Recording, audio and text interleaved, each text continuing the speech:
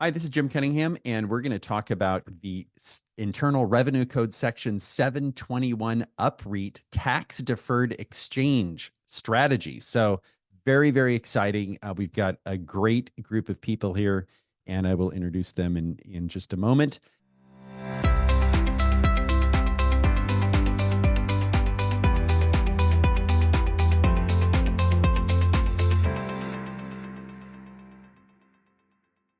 Ben Garate and Rich Williams with Hines and Hines Securities. And maybe if you can talk a little bit about the risk considerations before we even get started. I think I can cover this. I just think whenever you consider any kind of transaction, right, understanding that there are some risks associated with it, there's never any guarantees or promises. Past performance does not predict future results. So just keep that in mind. It's always important to surround yourself with good advisors, good legal representation, good tax advisors, and financial advisors to make sure that you're making the right decision for your particular situation and your suitability. Yeah, it's very important. And this is a lot of times people would just blow through these disclosure items, but this, I would say, this is very tax sensitive. It's a very tax sensitive planning strategy. It's not for everyone. It is for some people. And you really do need the involvement of your tax advisor, your CPA, and frankly, your estate planning attorney many times, as well as your financial advisor. So very, very important. So we're going to cover the basics of tax deferred exchanges. So what we're talking about here is real estate. So that's where you take a property that is not a personal use asset. So maybe it's an apartment building or a single family residence that you're renting out, maybe a commercial property, an industrial property, and then you sell that property and then you exchange it. It's called a like kind exchange. So you exchange that for replacement property. So we're going to talk about the basics of that. And we're going to go through how that works, the process, and a little bit of the deadlines. For those of you who've done a 1031 exchange, you might be familiar with this. And then we're going to cover a hypothetical investor scenario. Now, the type of exchange that we're talking about is a little bit different than your normal, I'll put that in air quotes, than your normal 1031 exchange. And we'll be talking about that. So I'm Jim Cunningham. I'm a partner at Cunningham Legal. I have 30 years experience as an attorney. We have offices throughout California. I'm a certified specialist in estate planning, trust, and probate law, a real estate broker, insurance, and securities licensed, also a pilot, single engine land instrument rated. These are the lawyers in our firm. We're really dedicated to all things for the creation of multi-generational wealth and the transfer of it, and the minimization of taxes, all part of it. So that's every lawyer in our firm is dedicated to that objective. And then we've got Christina Lindsey here from Ascent Wealth Management. Alyssa and Shannon are also, if you're watching this on video, their pictures are also there. And the three of them work with clients. They work with a lot of our Cunningham Legal clients and helping them facilitate the growth and transfer of multi-generational wealth. So, Christina, do you want to talk about this? Yes. So myself, Shannon, and Alyssa, we're all certified financial planners. We're also accredited estate planners. So we have a significant background in estate planning. And, as Ben had already gone over some of the disclosures and risks, this is not a guarantee. This is not a recommendation. We are all fiduciaries, and any recommendation would need to be made on a one-on-one basis. So we're going to keep this to generalities and share some ideas. Again, disclosure, we are securities licensed through Cambridge Investment Research. And then we also have our RIA, which is Cooper McManus. And so we're also registered with the SEC. And again, any recommendation would need to be in the best interest of the client. They'd have to be suitable. We have to go through a series of criteria to make sure that this is something suitable for a client at the individual level. So this is, again, not a recommendation. And here's my legal disclosure. Don't watch this video and go do a bunch of stuff on your own without getting legal advice. So we're going to talk about we'll touch on some issues related to legal concepts about getting an adjusted cost basis at death, whatever it might be.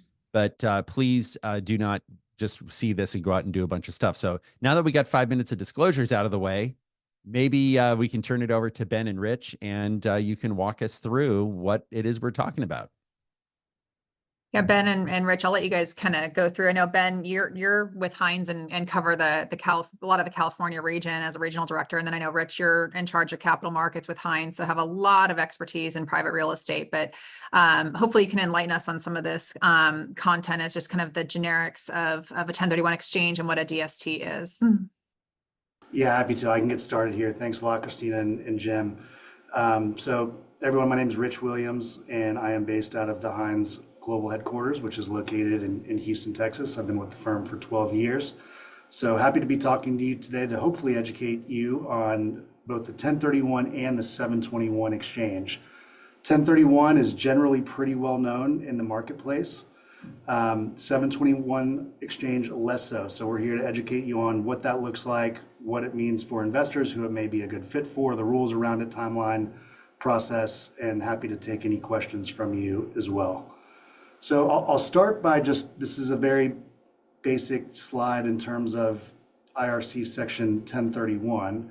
And what it means is this is a section in the tax code that allows for investors who own property and have owned property for a number of years to sell that real estate, and in doing an exchange via following some steps set forth by the IRS, being allowed to defer the taxes that would have otherwise been owed on that sale of property. So I think for the most part, that's general knowledge, but just want to cover that for anyone on the call who may not be aware.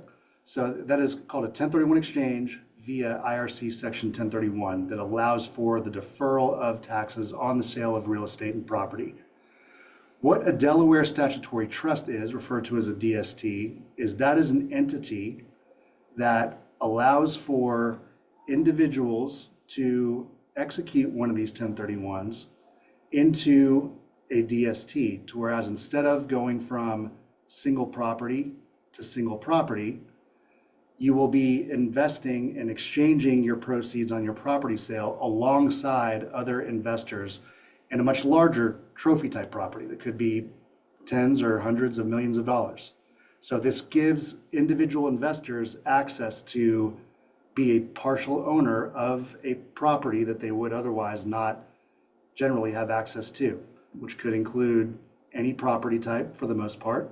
It could be an apartment, it could be a single family home, it could be a retail center, it could be an industrial warehouse. There's a number of properties that fit for this DST structure, but it does allow for individuals to step into more of a passive ownership role that allows them to defer their taxes, A, continue their investment by exchanging into another property, B, and still collect some of the benefits of direct owned real estate in a tax efficient manner.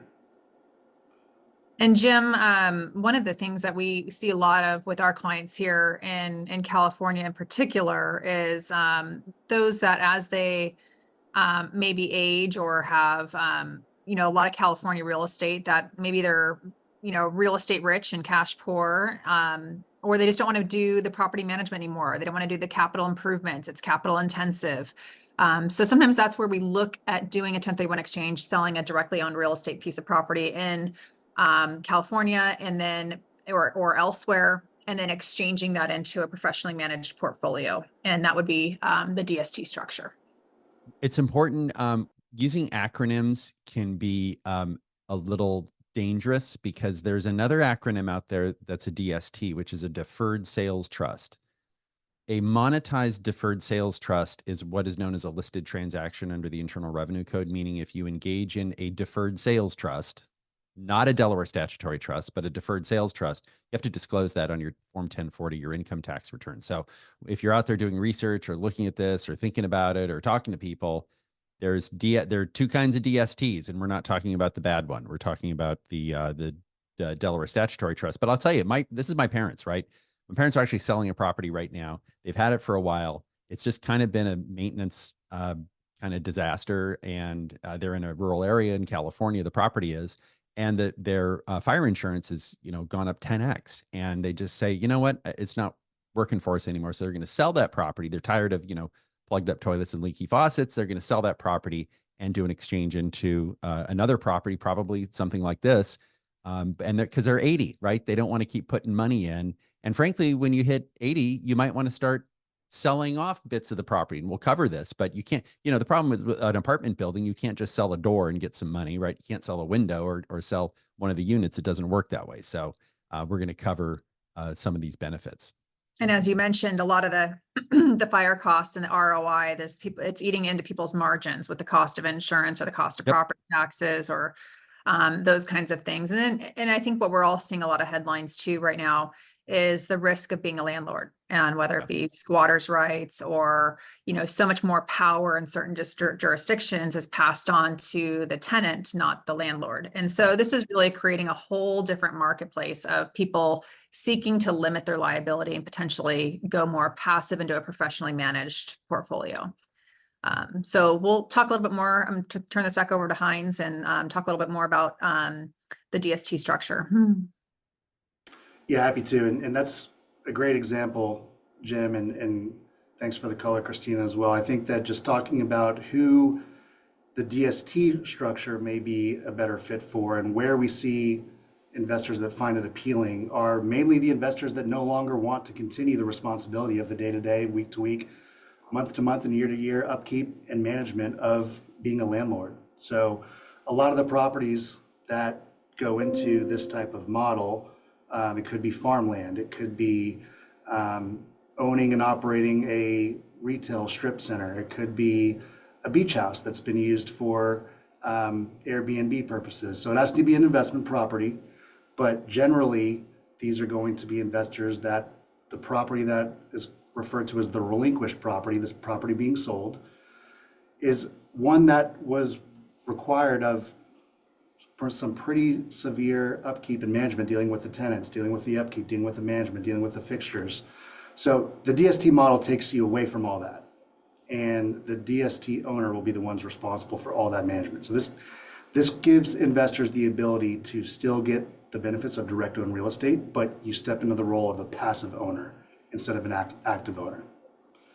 Also, estate planning. This is just a very, very powerful estate planning and generational wealth transfer tool for a lot of folks.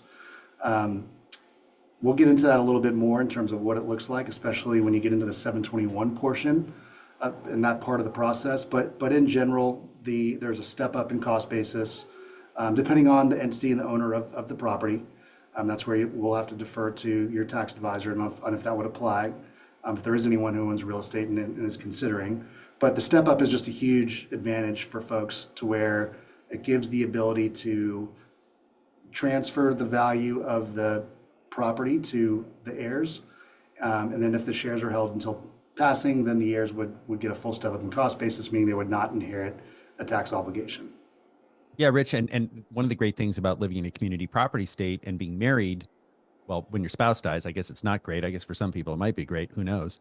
But when your spouse dies, if it's community property, you do get a full adjusted cost basis. So in the example of my parents, if my dad were to pass away, my mom could sell their entire real estate holdings free of capital gains tax. Now, they happen to be a resident of Texas, which is a community property state. They were residents of California. Very important to understand, if you move to Colorado or Oregon, those are not community property states. So there's really a question mark. If you have California property that you acquired and it was community property, but you live now in a separate property state like Colorado or Oregon, you really need to work closely with your attorneys, both in California and those states, to make sure that you do get the full adjusted cost basis, because sometimes you don't, but you really have to pay attention to that. So very, very important. Not to backtrack too much here, on the previous slide, it talked about other applications for DSTs.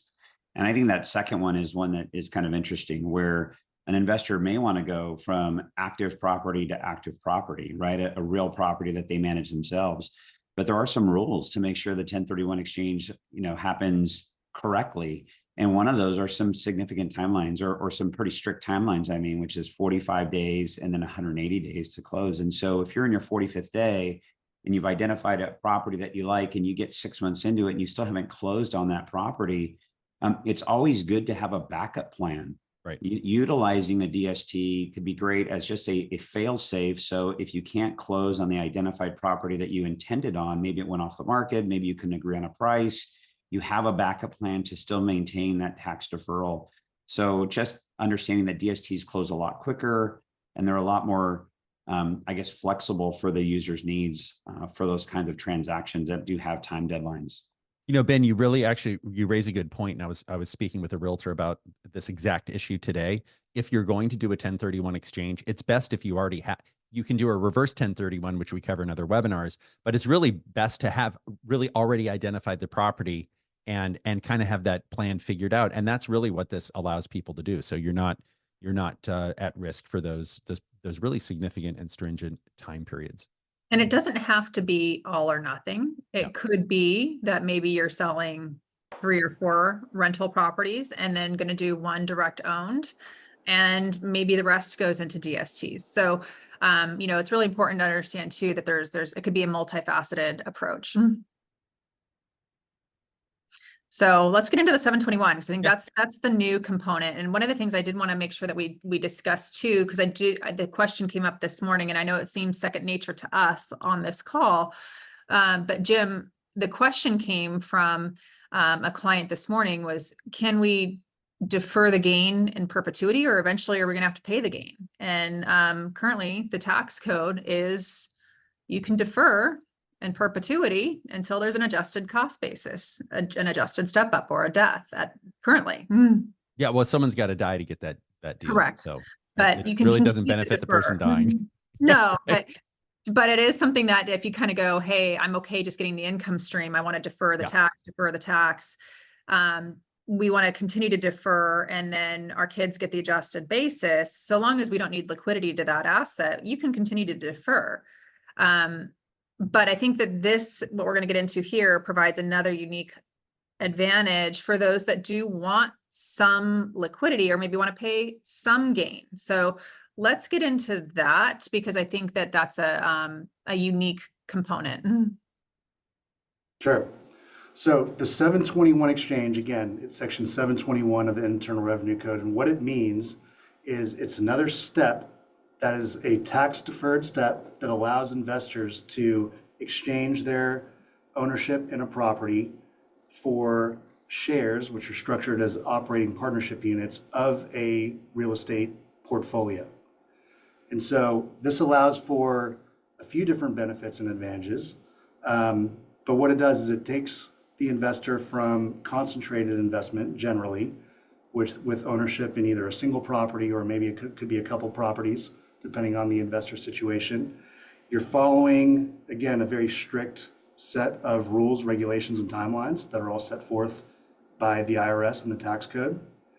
And that property is what's called upreated, which is a 721 exchange, meaning there's a portfolio that acquires the property, and at acquisition, all the investors will convert, or the single investor would convert from owning that property to owning shares of a portfolio. So this takes the investor in still a tax efficient manner while continuing the tax deferral while everyone's doing this to begin with. But you have a diversified investment at that point, number one. And it also could provide some liquidity benefits down the line. And it puts the control and flexibility in the investor's hand after a period of time. Yeah. So what's going on? Let's say my parents sell their property and they do this deal.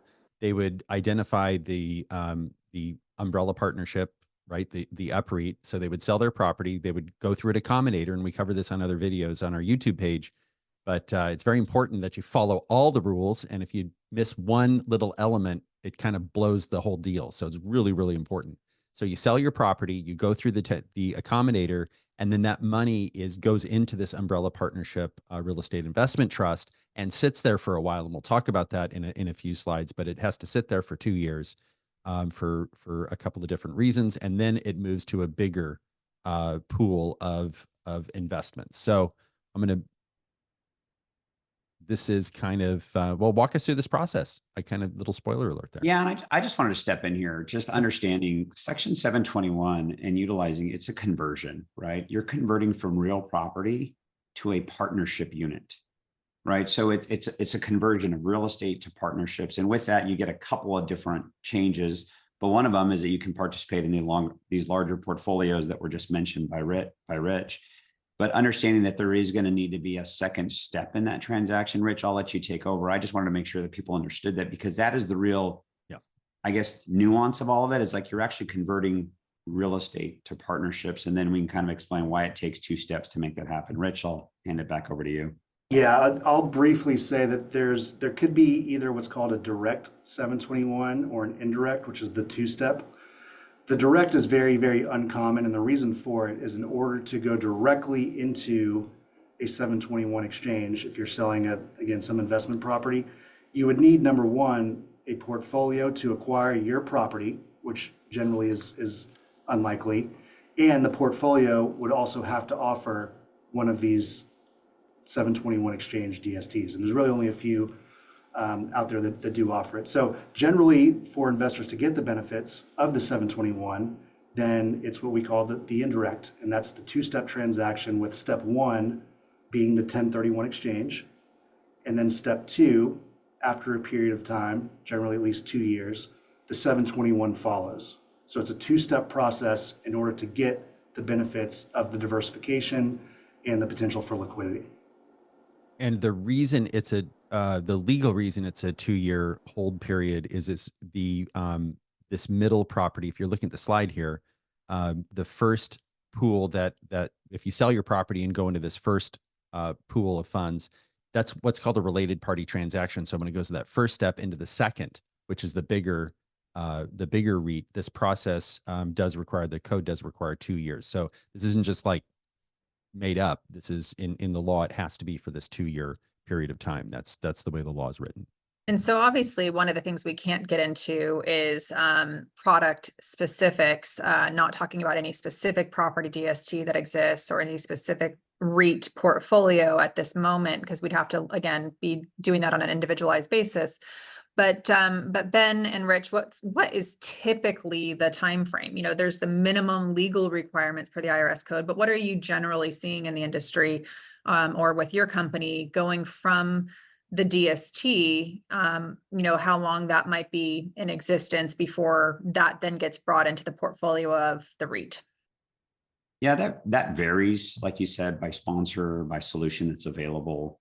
Typically speaking, the other big benefit of holding it for 2 years is the IRS, you know, likes to see those 2 tax returns and effectively turns away from an audit risk perspective, right? So we just want to just make sure that sponsors typically reduce that risk. And so on the front end, it's usually the offering time. If they do have a DST in the market, it could take anywhere from 3 months to 6 months to raise that capital. So if that money is being raised over a 6-month period of time, you just picked up 6 months on the front end of that if you were the first dollar in.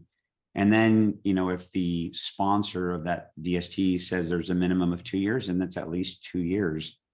And then there's a conversion time when the asset goes from a DST, or the investor goes from a DST into the partnership units of the REIT. That can take up to a year or 2 years. So there is some flexibility. Some sponsors do it in as little as 3 years, some are 4 to 5, but that's typically the range that you'll see in these types of transactions. Now there's, you know, full disclosure, there's also scenarios where the 721 can't be accomplished. And in that scenario, then the investor would just stay in a traditional DST. And then when that property's sold, they'd have the ability to do another exchange or maybe try again to get into another 2-step transaction where they get into a 721 up REIT. Is that fair, Rich? 3 to 5 years? Yes. It's important. This is it's a long term. It's not something that's liquid, Christina, where you can go in and then pull your money out. And, you know, this is a kind of a long-term investment, and that may not be for some people, but some people may say, hey, that's fine. So it really just depends.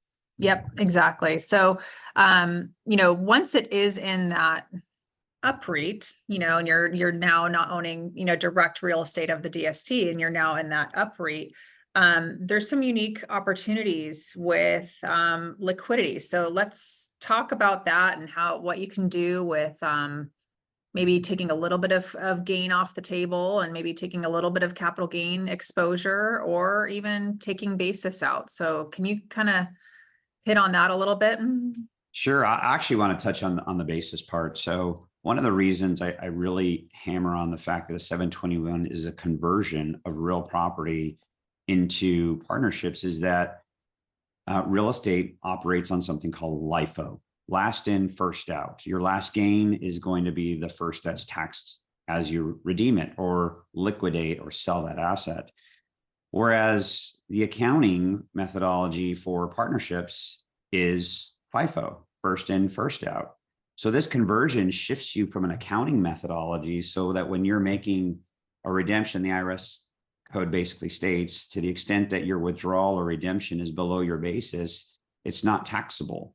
And so you have the ability then down the line to pull your basis out as a, consult with your tax advisor, but a tax-free withdrawal. And then you just leave the gains there to continue to defer. And then as you redeem your positions from there, then those subsequent withdrawals that go beyond basis will be taxable at the basis you brought in. So you'd still be subject to depreciation recapture, which is 25%, capital gains. California state income tax is one of the highest at 13.3 net investment. So you can see the benefit of being able to access that liquidity that otherwise might have been locked up is one of the bigger potential benefits of these types of transactions. Obviously, you get the the deferral of the capital gains. And then the other side of it is, REIT portfolios tend to be larger, more diversified, and I would say more stable portfolios. From the perspective of a lot of REITs that are out there are publicly registered. What does that mean? It means they're subject to SEC governance, right? They have to mind all the Qs and the Ks. They get the audited financials. Any material transaction, an 8K is filed. So a lot of public transparency, a lot of public governance. A lot of REITs have an independent board of directors. That's there for the benefit of the investors. If a sponsor starts not doing their job accurately, that independent board can replace that sponsor. You move managing property A out, and for the benefit, you bring in another manager. And so it's just a lot more stable, not to mention size, diversification. And in most cases, these portfolios are larger, so you're probably picking up some basis of the other assets that are in the portfolio. And in some cases, higher distributions may come from a diversified portfolio than from a single asset that might be in the DST. Yeah, Ben, you actually raise a really good point. And this is where, if you do I would say a normal 1031 where you're selling one property and you're exchanging it for a different piece of property, you sell one apartment building and buy another apartment building, you're not getting rid of any of the problems. You might, you're doing it for whatever reason you're doing it. If you go into a normal DST, you're in there for what, 9 years, 8 years, 7 years? Christina, how long are the terms on these? There's been some that are 4 to 7. There's been some that are 7 to 10. So it just depends on, the cycle, the economic cycle too, Right, but they end, They right? They do end. And they don't, you don't have the ability to typically to take money. You're kind of in for the term of the investment and then it's over. So what's interesting about the UPREIT is, so take the example of my parents. Let's say they sell the property for $1 million. Their basis is 100,000. This is not true. I'm just making this up for an example purpose. If they did this UPREIT, my parents would be able to take out that $100,000 tax-free. Then the remaining 900,000, they could take that out maybe $50,000 a year for however many, 18 years. Your capital gains tax rates, setting aside recapture depreciation, might be zero, right? If your income's low, you might not be paying any tax on that capital gain, right? You might a very small amount of California income tax. It just depends on what your income is. But this is an opportunity to take that money out over a longer period of time in a way that's different from a normal, I'll put that in air quotes, a normal 1031 into another property. You really can't do that. And then certainly the sort of the normal DST. So I think this is really like a third option when it comes to 1031s. And again, it's not for everyone, but for a lot of people, they may go, wow, that's really great. Because then when a spouse dies, if it's community property state, right? If it's community property asset, you get that adjusted cost basis. And now your distributions are tax-free. We have a lot of questions in here. And one of the common questions is, yeah, well, what about California?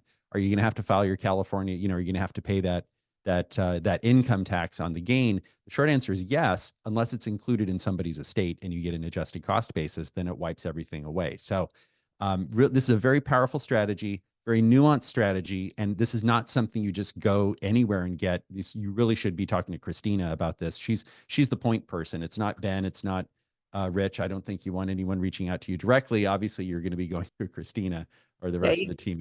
You guys are the experts on the strategy and the estate and the capital markets there. And certainly any client that has questions, we could always hop on a one-on-one call with you guys. If once we've kind of determined this is suitable of greater interest, we can always set up a call. Well, speaking of questions, we have a few. I'm going to go through these rather quickly. Dennis asks, do heirs get a new basis if you die and leave it in your trust? If it's your living trust, yes.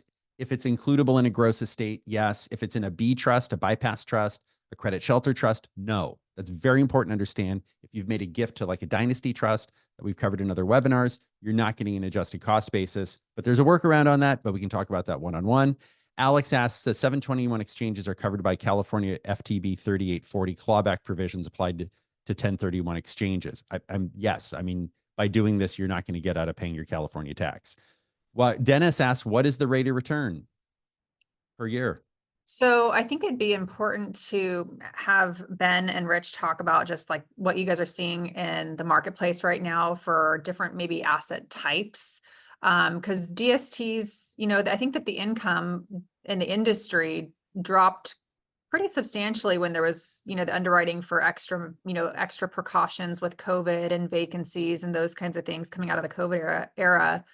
I know we certainly saw a lot of the interest rental income from the DSTs come down a bit, but that does seem to be taking a turn. So could you guys maybe talk in generalities of like what type of interest range are we typically seeing in the DST space right now versus like a publicly traded REIT space? Because that's just the income from cash flow from the tenants and the rental income from the portfolio, not necessarily gain on properties.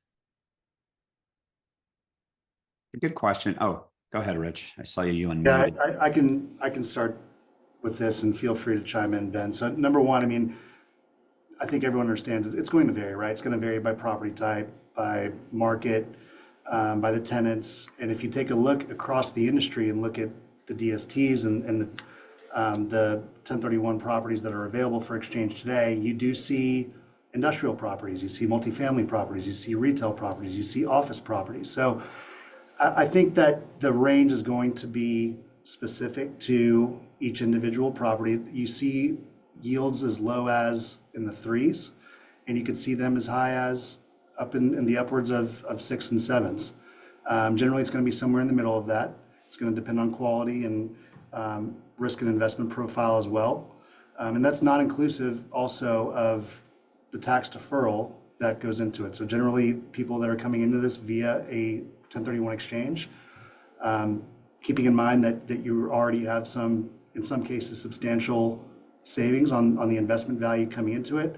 Generally, it's a pretty conservative distribution rate. Then obviously everyone's hoping that the property grows in value, and that's realized on the back end. And then what about once it's in a publicly traded REIT, are we typically seeing, a difference in yield right now and cash flow? And then how is that income taxed? Because you do have some tax efficiencies on just like owning rental real estate directly.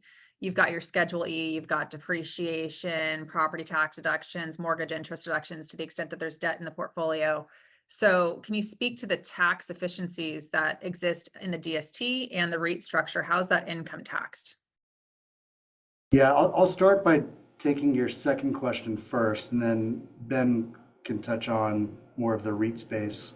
But in terms of what the income looks like from a tax standpoint, the major benefit here is the tax deferral on the sale. I think everyone understands that. For a direct investor into a REIT portfolio, there are generally, depending on the REIT, pretty significant tax advantages there for some tax efficient income. The income is not as tax efficient when you're coming in through the 1031.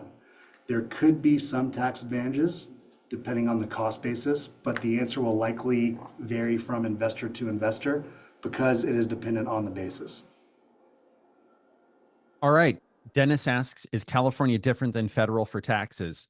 There are a lot of differences, but for our purposes here, it's going to be California. Well, I will say this, California follows the federal rules with one massive exception.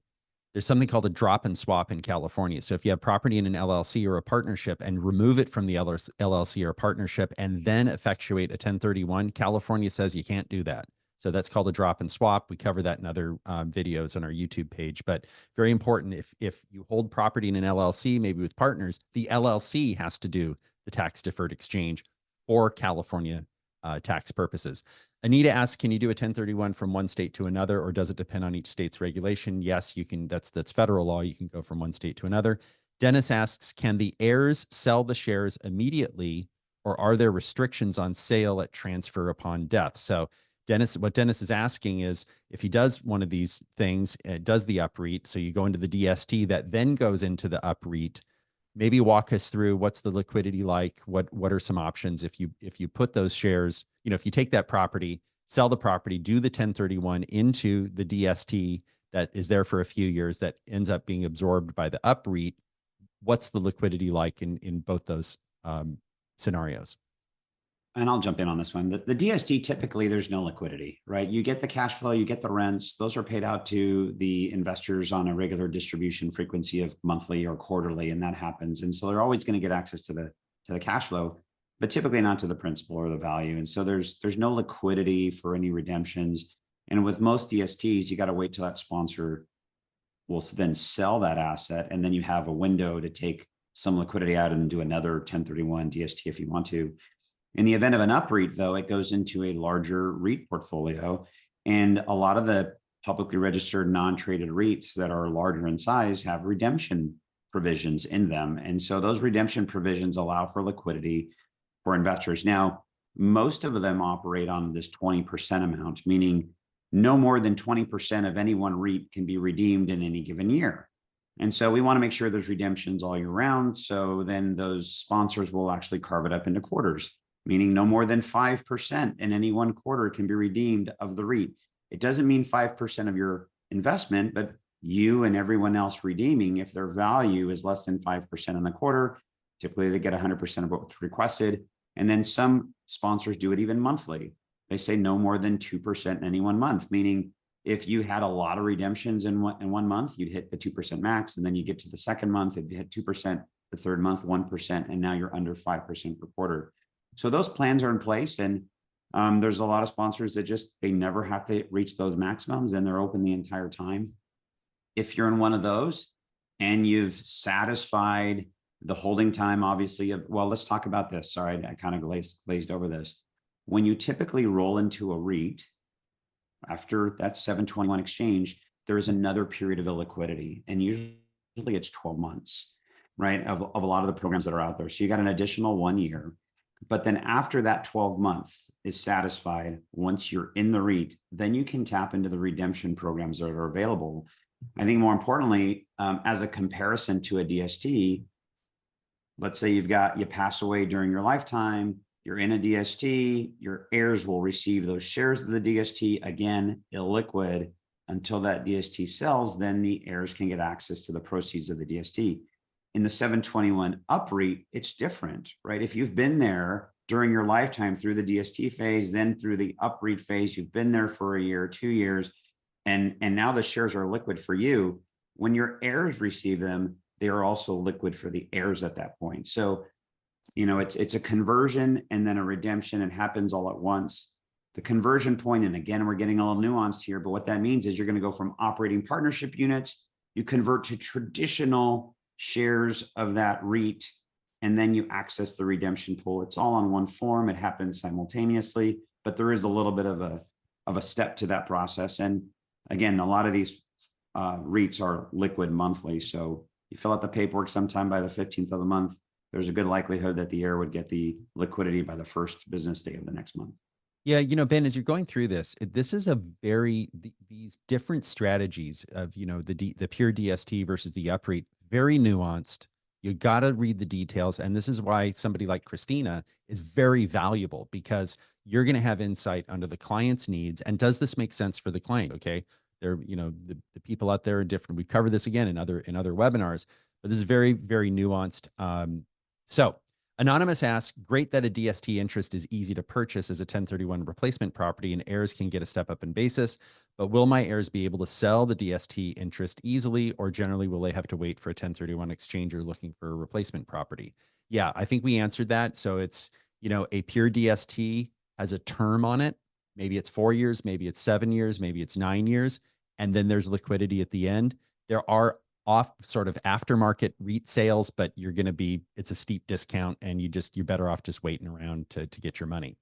Anita asks, can you identify a DST as a second choice on your original contract that may help with the 1031 timeframes? Great question. So is there a second choice thing in the 45-day period or not? Yes, and there's actually a third choice as well. So generally, you can choose 3 potential replacement properties. And that's something that Ben touched on at the beginning, to where if you're an investor that wants to continue owning real estate, but you have that finite timeline in order to go and buy and close on your replacement property. A lot of times real estate sales either fall through or get delayed. You could have a backup or even 2 backups as a plan B or C for another replacement option. And Anita also asks, are there timelines in a 721 exchange? And if so, what are the requirements? I think we've kind of covered that. There's a holding period. Other than that, they're under the general 1031 rules, correct? To go into the DST, Yes, correct? That's correct. I mean, the answer is ultimately going to depend on the vehicle that they 721 into, partially. There's just going to be a hold period, as we mentioned, before the liquidity begins, but otherwise, that's pretty much it. All right, question out of left field from Anonymous. Can a fully paid timeshare be sold in any of these ways? May be a different category? No. Okay. Well, there are 2 types of timeshares. One is like a membership unit, and the other one is actual real estate. So if you can find a buyer for your timeshare, that's probably the first hurdle you're going to have to do. And you're probably selling it at a loss. It's actually not rental property. I don't think it qualifies as a 1031. It's personal use. Yeah. Personal use, just like second homes are personal use unless they're Airbnbs and filing a Schedule E. So one of the things that I think is important to note, with doing, whether it's DST or a DST that has the option to upreit, and it could be that you do a combination of the two. Again, you might have a property where you've got $2 million of net proceeds, and you might do $1 million in a DST that has the capability of upreiting with a sponsor, or you might go into one that's going to be purely a DST, and you might do a combination. The benefit to the heirs is also you're not having to do a fire sale or reassess with property taxes, or deal with multiple deeds to multiple beneficiaries. And okay, well, this, my 3 kids, this kid wants this property, this kid wants this property, we've got to reassess, we've got all these different moving parts. When you have a trust administration and you own shares of a DST, it's very simple. It's paperwork. Whatever the beneficiaries of those trusts are, they then own reciprocal shares of that DST. They get the income from that they get the step up in basis. And when it does liquidate, so let's just say you went in with, $1 million, and then your basis was 100,000 in the example you had given, Jim, with your parents. If that was the case, you'd then get that $1 million step up. And then let's just say that the DST liquidates, a couple of years later for 1.2 million. You're paying the difference between the 1 and the 1.2. You can liquidate at that time. But all the meanwhile, you own shares, you're getting the revenue income stream. So it is still a fairly simplified trust administration, just without the liquidity component until there's either an upreit or the sale of the DST. So Rory asks, once in a Section 721 upreit, can you later do a 1031 exchange out of it into real estate, a DST, or another upreit? You understand the question? I understand it. Yes. So the answer is no. Correct. So the 721 is a conversion of real property into partnerships. There's no conversion of going partnership back to real property. And that is why you need to work with Christ. If you're watching this, work with Christina or somebody like her, because you need to know all this stuff going in, because and this may be a great fit. It may not be a great fit. So very, very important. It's very individual. Anita asks, did I understand that a 1031 must be done prior to the 721 and you have to be in the 1031 status for 2 years? Yes, a minimum of 2, but it could be longer. Rory asks, will you discuss how an investor finds or sources DST opportunities and how they can find independent, unbiased reviews and or quality assessments of DST operators? I'm going to let Christina answer that because, Rory, that's a great question. I would say there's a lot of garbage out there and you got to be careful. Yeah, interestingly enough, I've been in the industry, gosh, nearly 20 years. And Jim, you and I have been working together and individual clients for a little over a decade. But prior to that, a little over a decade ago, I was in the private equity real estate space, and Ben and I were peers and colleagues in the industry. So I have a strong background in real estate, and a couple of my team members do as well. And I think Ben would agree that there are a lot of good real estate companies out there to work with and DST opportunities, and there's some that are not so good. Right. So we have with our firm, we have a fairly stringent due diligence process. We look for companies that are the DST portfolio managers as property managers. What's their history and track record as a corporation? What's their do they have audited financials? Do they have good transparency? Do they have segregated escrow accounts? Do they have low leverage to no leverage? So there's a whole different set of criteria that we look at, and we also have to match the investor, their risk tolerance with the right sponsor. But there's a lot of sponsors that we don't work with because they are maybe too aggressive on their pro formas, or they don't have a strong track record. They're too over leveraged. We don't like their financing terms. So we start with our firm's due diligence, and then we do another layer of due diligence just within our office of only working with very reputable, very small handful of companies. And so Hines happens to be one of them, but we don't work with more than about 5.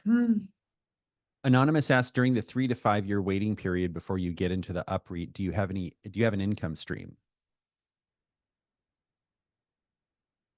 Yes, in most cases, the answer is yes. It depends. There are programs that have leverage on it, and that leverage could eat it into that income stream.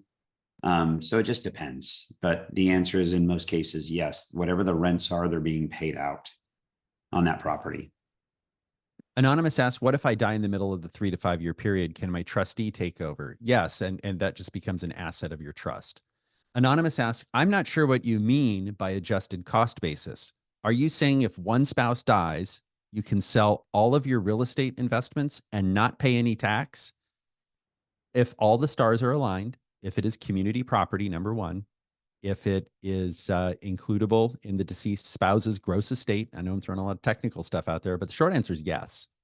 This is one of the chief advantages of being a resident of California, because California is a community property state. It's really good to die in California. There's no state death tax. Yeah, we have income tax for some people. We don't tax Social Security. We cover this in a webinar, why retiring in California might be a good idea. It depends. Beautiful weather. It's a beautiful day today. I'm not throwing any shade on Texas at all. My parents live a little bit north of you, Rich, in Fort Worth. But okay, so we answered that one. Joseph asks, what do cap rates look like for large multifamily DSTs? I think we covered that a little bit, but I think that's a more specific question, isn't it, about the multifamily DSTs? What are we seeing in terms of cap rates? Ben, I'll let you run with that one. Yeah, I mean, cap rates are interesting, right? They're all over the board. It depends. The high quality properties are going to be in the 5s, right? 5s and 6s. And really it goes back to, in 2022, the federal government, or the Fed, I should say, Reserve started raising rates. And we saw a very significant increase of 500 basis points off of a really low level. And that just changed the market. So cap rates started expanding as well. And we've seen them come back, quite a bit. And so at the peak of the market, you could see properties trade as low as the mid to high 3s. Now, in most cases, I think high 4s would be expensive. You could find stuff in the 5.5 to 6 range. And then if you go down the quality spectrum to kind of your class B, class C types of properties, you're going to start reaching into some higher yields. And it's like Christina said, there are sponsors that have differing levels of yields. And usually if the yield is really high, there's a reason for it, or at least there's an explanation for it. And sometimes it could be the quality of that real estate, the market, the submarket, wherever they're located, the quality of the tenant. If it's not apartments, then that really, really matters. That all plays into where cap rates are today. One area that I think a lot of has been written about is the Sunbelt market. So many folks moved from colder climates into the Sun Belt. It drove rents higher, and as a result, a lot of development came in, and they were capturing some of this rent growth. And now you've got a lot of properties that are being delivered, and they're somewhat over delivering in a lot of these areas that now have normalized from a demand perspective, and cap rates are spreading out, and we're starting to see some pain in some of those markets. So again, the answer in short, it varies. I need to ask, is there a minimum or maximum amount of properties and or parties required to be considered a REIT? I mean, you guys are big, but actually, I don't know if there's a minimum to be a REIT. I think the importance of size here, Jim, is the ability to minimize a lot of the fixed costs associated with operating one of these, right? So if you're a smaller REIT, you still got a lot of fixed costs that have to be spread across fewer shareholders and fewer assets. So the importance of size really comes down to expense and cost and fees. Anonymous asks, can you ballpark the fees for the 1031 exchange, 721 exchange process, and the annual ongoing fees of participating in the DST REIT UPREIT? Christina? Yeah, I think, I was going to say that may be something to get with Christina with, just because they really do vary across from sponsor to sponsor. So they're all over the board, depending on the sponsor and the property and the offering. So I would defer to Christina on that one, and that may be better to get something to get with her on directly. Yeah, it's going to be very specific, depending on the sponsor, the project, the location, is there leverage. So there, I can tell you that certainly the ones that we work with and have made it through our due diligence vetting, they're very comparable and competitive to normal real estate broker transaction fees if you were to have a realtor involved or a commercial broker.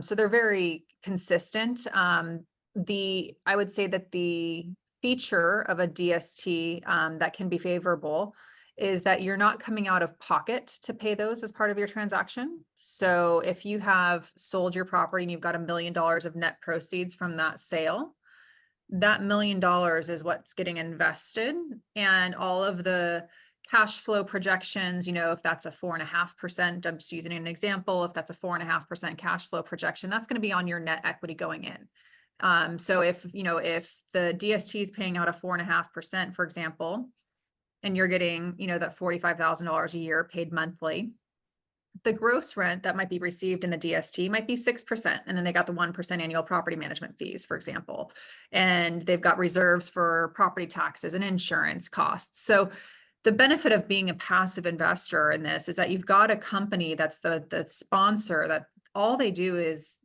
real estate. That's their expertise. You're looking to them for their track record to manage the portfolio, and you're dealing with a net check deposit every single month. You're not then having haircuts for property management fees, HOA fees, property taxes, et cetera.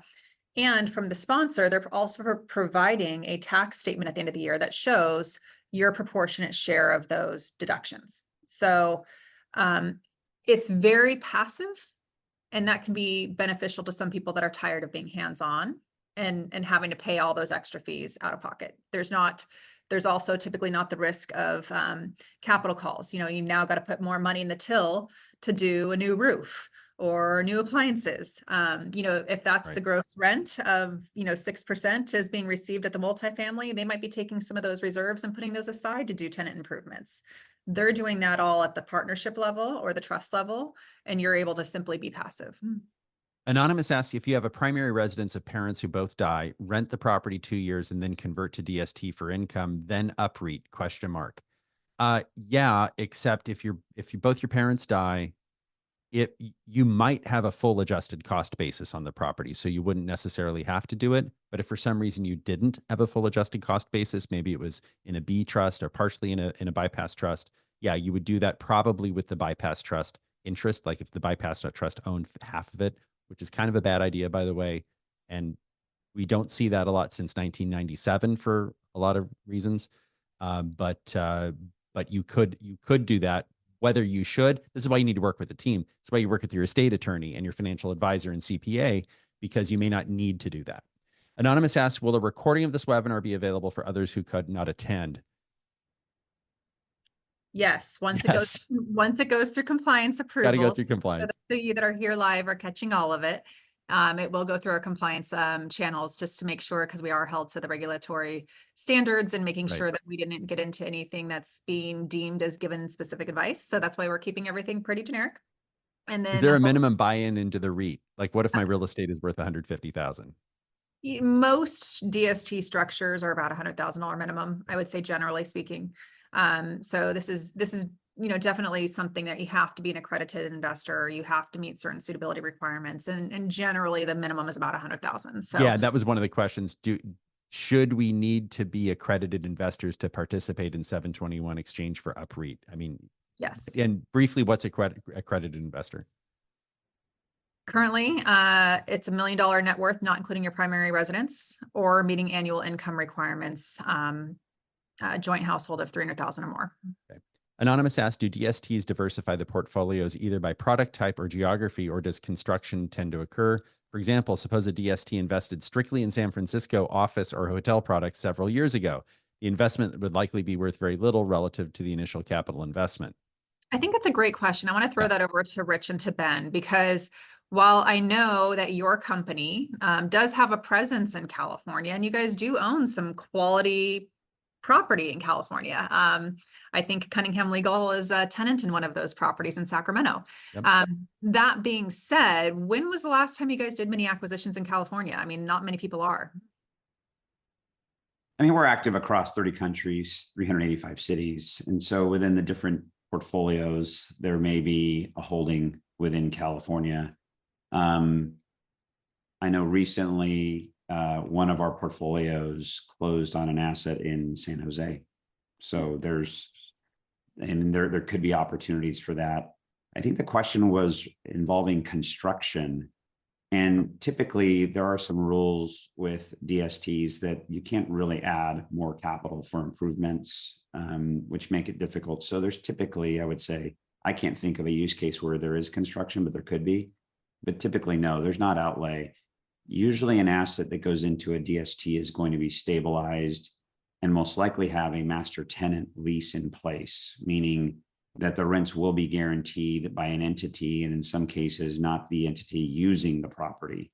Like renters may pay and vacate, and you may have to, give away some more free rent for new renters to come into that space, but the rents themselves might be covered by a master lease. And I think most structures will utilize a master lease to make sure there isn't any shortfall and real changes during the DST portion of it. Can you briefly explain for people who might not know what a master lease is? Can you just explain the concept? I could. Rich, you're probably better at that than I am. I don't know if you want to jump in here. Sure, that's a contractual agreement that generally the DST manager enters into with the property that allows for, I'll just use an example. Let's just say there is a office property with 6 tenants, throwing out there. The DST manager may enter into what's called this master lease agreement with the property, and the manager steps into the role of the master tenant. Using the example, the 6 tenants that are on site occupying space in the office property would pay their rent to the master tenant via this fixed master lease schedule. You could have a 5-year master lease, an 8-year master lease, a 10-year master lease, a 20-year master lease. But what it does is those payments at the property level are being paid to the owner, and then via the master lease, those are going to be the payments that are sent to the individual 1031 exchange investors.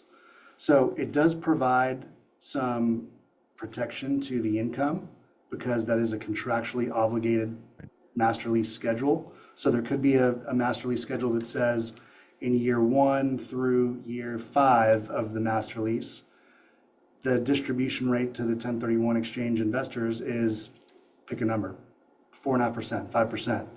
So what that means is if something were to happen at the property level, and you could pick any hypothetical what if scenario that could happen to any property as an owner, via the master lease schedule, those distributions are going to be paid at that contractually obligated rate to the investors regardless. Good. Thank you.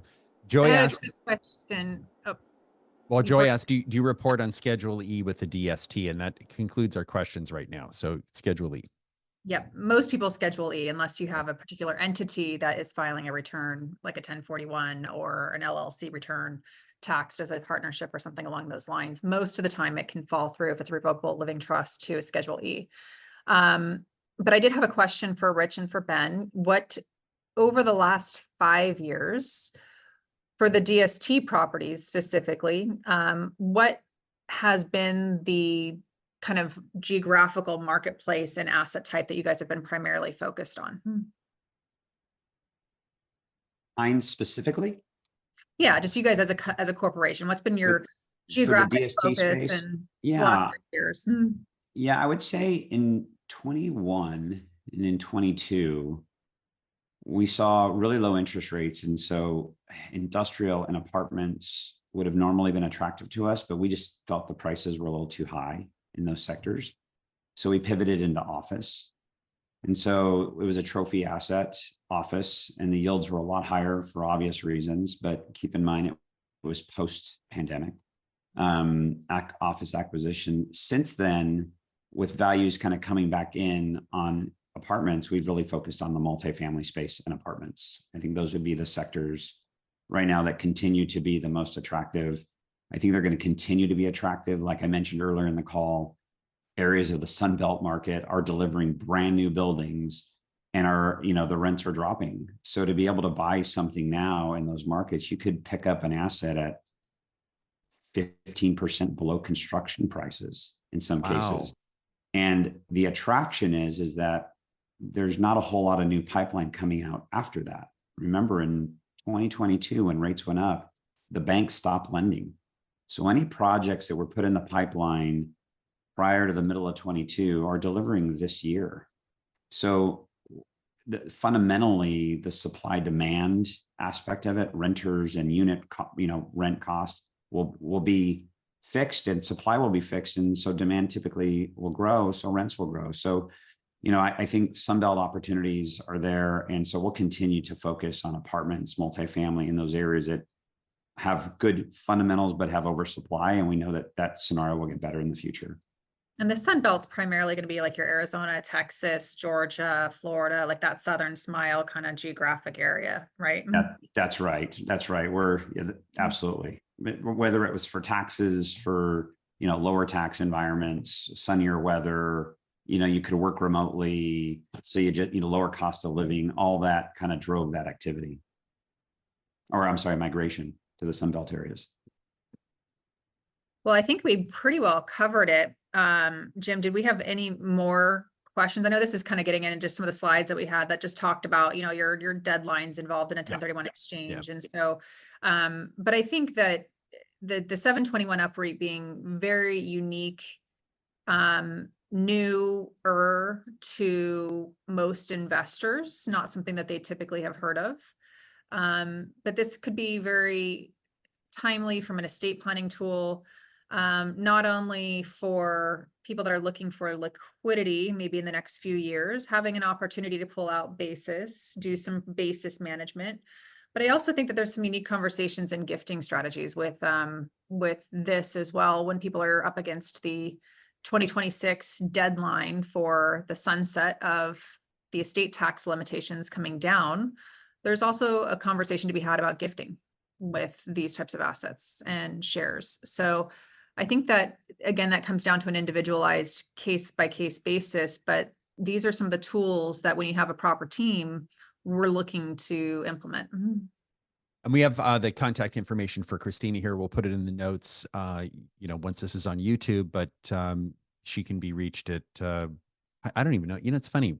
We have different phone numbers for different areas. It's just such a holdover from. Yeah, we do have our different regional phone numbers, but also to be clear, my whole team is all my partners, Shannon and Alyssa. So I know people might be seeing me on this webinar, but all of my team is equipped to also do an initial consultation, see if there's a potential need, if something would be suitable to take that next step. So my entire team is capable of having that call. Just two quick questions. Can you give a quick example of debt replacement on a 1031? Christina, do you want to do that? No, I'll let you do that. So we don't do debt replacement, number one. So that's something that you'd probably have to work with a sponsor who's more familiar with. But, you know, at the end of the day, you have to replace debt, right? The full value that you sold the property for has to be replaced. And oftentimes the proceeds from those sales are going to be less because you had to pay off the debt. Right. So you need to find a debt replacement. And there are different ways to do it. There are DSTs that offer a debt component to it. So there are different levels of leverage that you can work with to get to the number you need.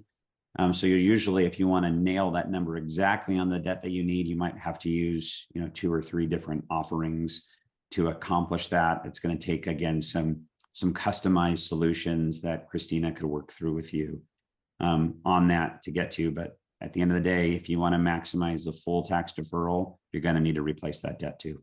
And that's where we can do a combination. So to your point, Ben, it does take a very specific calculation and coordination with your CPA, but we can look at maybe part of your portfolio goes to the 721 option. Maybe some of it goes to different DSTs because we do have debt replacement. So we need to make sure that we're matching all the variables. And we have an AI question. Artificial intelligence is all the rage. Any comments about the ways in which AI is affecting real estate investment decisions?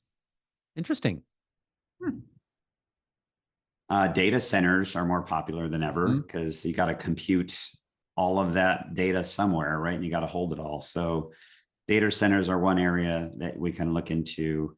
Certainly systems that can react to the input it's receiving, heating and cooling usage, time of lighting, you know, that kind of energy draw from an environmental perspective is all being utilized and on top of some of those AI platforms.